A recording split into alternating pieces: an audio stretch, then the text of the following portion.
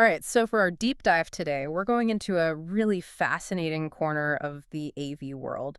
We're looking at the official product page for the Kramer KRT-4-H HDMI cable retractor. Right. And our mission really is to figure out what a product like this, which is, now discontinued, can tell us about designing modern meeting rooms. And it is a bit funny to start with a product page that has discontinued stamped right at the top. Yeah, it seems a little counterintuitive. But I think it's the perfect place to start. This is like a fossil record. It shows us what the gold standard for AV accessibility was just a moment ago. Okay, so let's dig in. The problem it's trying to solve seems pretty obvious. Oh, yeah. Cable clutter. The ultimate collaboration killer, right.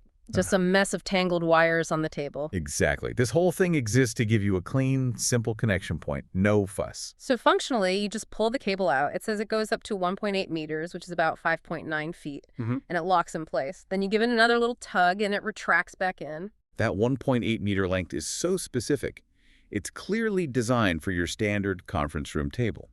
But the detail here that really caught my eye is in the description. It says, improved design featuring a gentle retraction. Ah, now that's the key.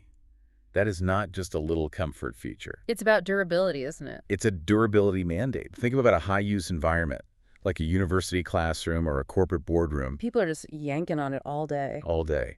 And if that cable snaps back violently every single time, you're putting massive stress on the internal parts, the cable jacket, and especially the HDMI connector. The part that always breaks. Always. So gentle retraction is Kramer basically saying they're trying to lower maintenance costs for facility managers. It's smart. And that seems to be paired with installation flexibility, too. It says it's compatible with their TBUS enclosures, or you can just screw it to the bottom of a table. Yeah, they wanted to make it as simple as possible to integrate. Lower install costs, less downtime for the room. It makes sense. And that flexibility carries through the whole product line, doesn't it? It does. I mean, we're focused on the HDMI one, the KRT-4-H, but this system was totally modular. So you could get other connectors. Oh, yeah. VGA, audio, LAN, USB, USB-C, DisplayPort. The idea was that this one retractor housing could be the solution for pretty much any device someone brought into the room. A to Z, basically.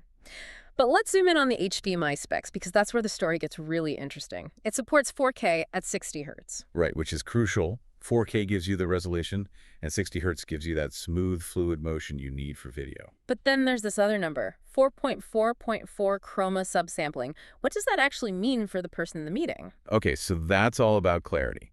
In a lot of consumer video, color data gets compressed to save bandwidth.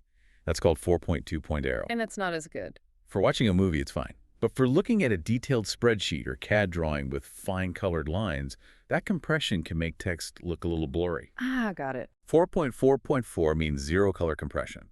Every single pixel gets its full, unique color information.